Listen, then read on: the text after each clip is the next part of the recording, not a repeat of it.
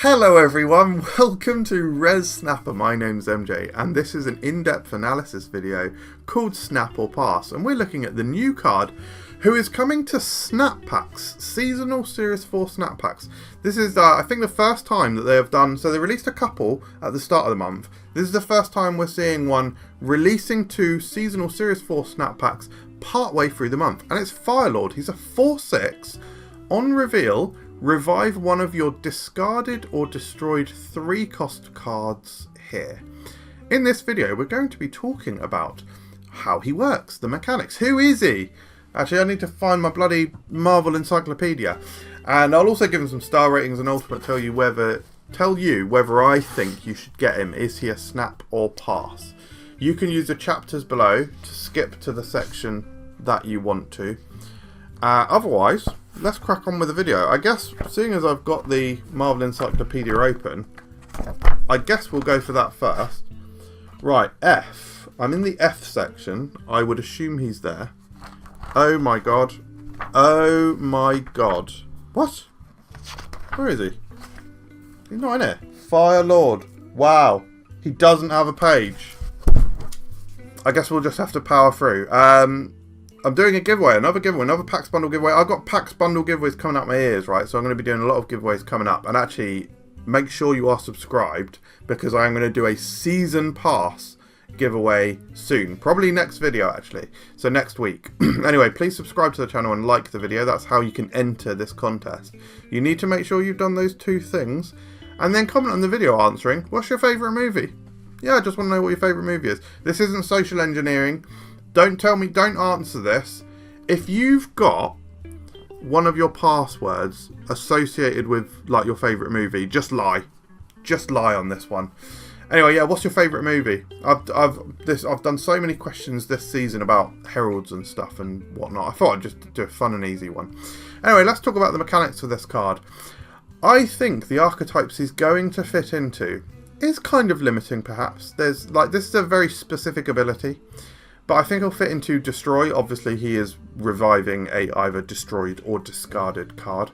Revivals, so stuff with like Firehair or Phoenix Force maybe might be nice. Discard decks, just straight up discard decks, could possibly use him. And Hella decks. Maybe Hella, yeah, you discard stuff and then if you don't draw your Hella, you've got another way to revive something. Maybe something like that. I don't know too much about this, guys. Anyway, let's consider, right, how do you reliably discard a 3-cost card? Why would you want to? These are some questions that we may need to ask ourselves. For the first one, how do we reliably discard a 3-cost card? I'm not really sure. And why would you want to? Again, I'm not certain just yet, but we'll explore it in this video. He revives the card at the location he is at, so you're adding that card at the same location, right? It's not going to be a random location. He has a fairly specific and limiting ability, but conversely, it means it's reliable and targeted. And discarding a 3-cost card by turn 4 is easier than destroying a 3-cost card by turn 4. So the pros.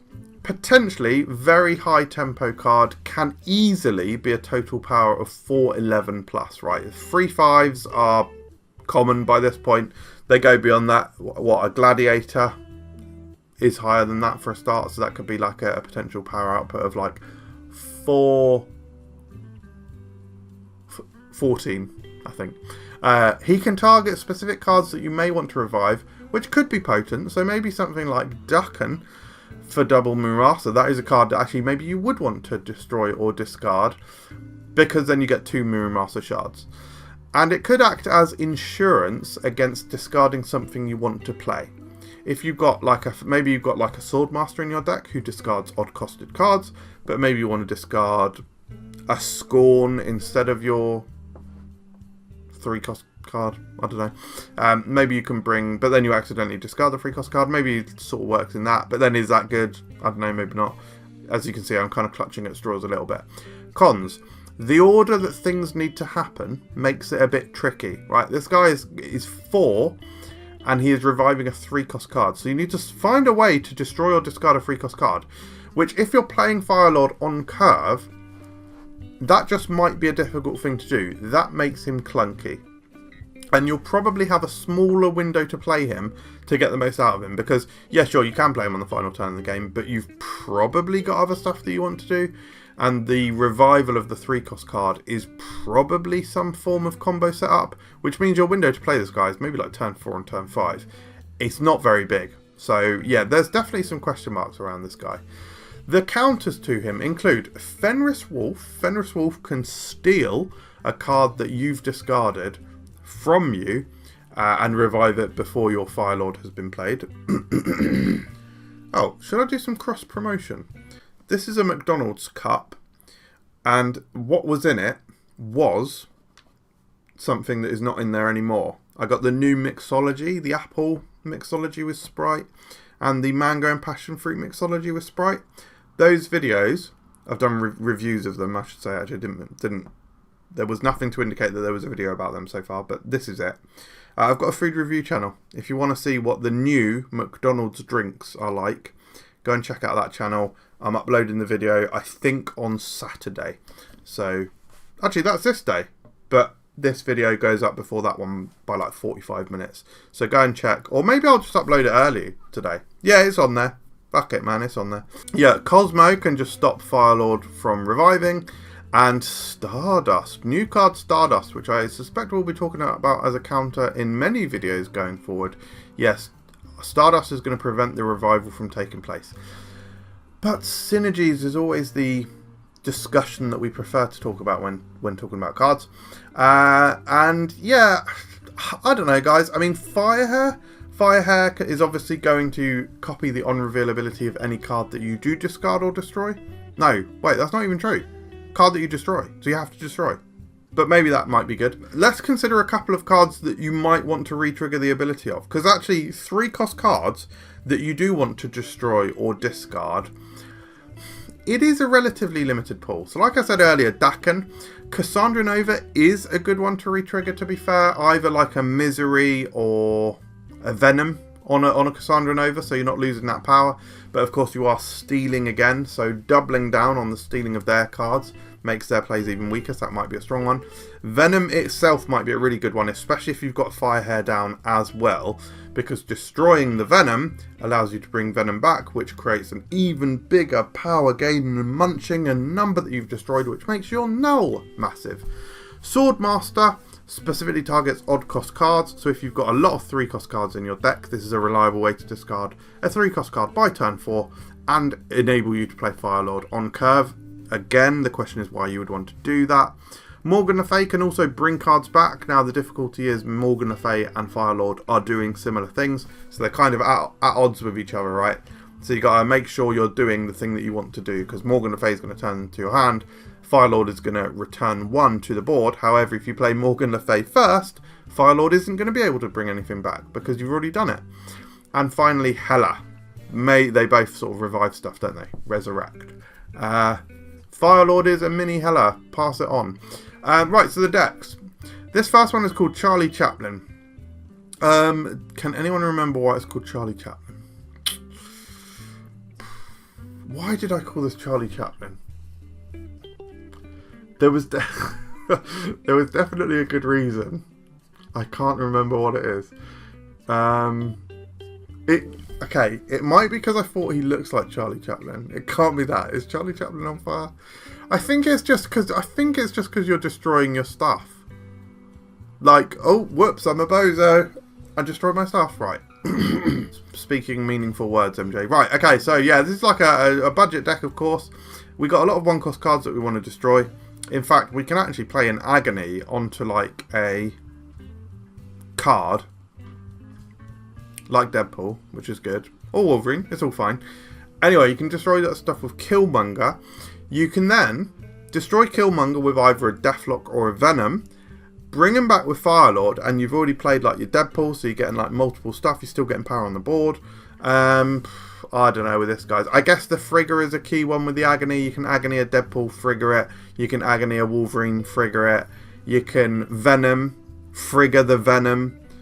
You can I don't know. There's just ways to get lots of spiced up Venoms here and there. Arnim Zola, you got no. I don't know with this deck, guys. I don't know what I'm doing, to be honest. But the next one is it's a bit more up to my speed, really. This is called Insurance Piracy. Right, so a bit like Policy, but I've said Piracy because we've got Firelord in here, right? That's clever. So this is a lot of discard stuff. So Blade, we've got Black Cat, Redshift. We've got a lot of cheap discard, actually. Colleen Wing in here. We've got Corvus Glaive, generating a bit of extra energy, because we do have a couple of 6-cost cards which we may well want to play. Khonshu adds you a little bit of insurance in case he gets discarded. He's going to come back. Sif could get the Hela, so because we also might not necessarily want to discard our Hela, we've got Ghost Rider in here too, so that might be nice. We've got Morgan Le Fay to also return this stuff, and Redshift is going to generate a little bit of resource. So basically we are discarding stuff with Gay Abandon, but we've got like several insurance policies here to bring them back. So we've got Hela, we've got Khonshu, we've got Morgan Le Fay, we've got Firelord, we've got Ghost Rider. So hopefully you don't discard all of your insurance policies. And this might be fun. It's kind of high tempo. It's kind of cool. It could be good. What is Firelord actually bringing back? I don't even know. I guess you're sword mastering maybe a Corvus Glaive or a Sif. Then you you Firelord it back on turn 4 on curve. And that might feel good because you then maybe discard a Khonshu, or you get like Corvus Glaive back and it ramps you into Khonshu, which you can play on turn 5. It's a cool curve. It could happen. Who knows? So my star ratings, however, overall, I think he's a 2.5 star card. Like, yeah, his stats aren't that bad, 4-6, and if he's bringing something back, he is high tempo, but it's just so clunky.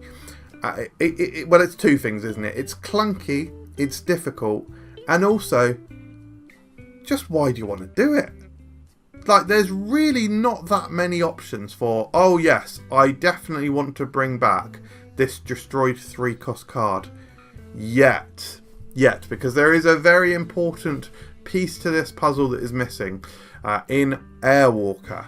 Airwalker is coming, I believe, in High Voltage, the limited time game mode this month.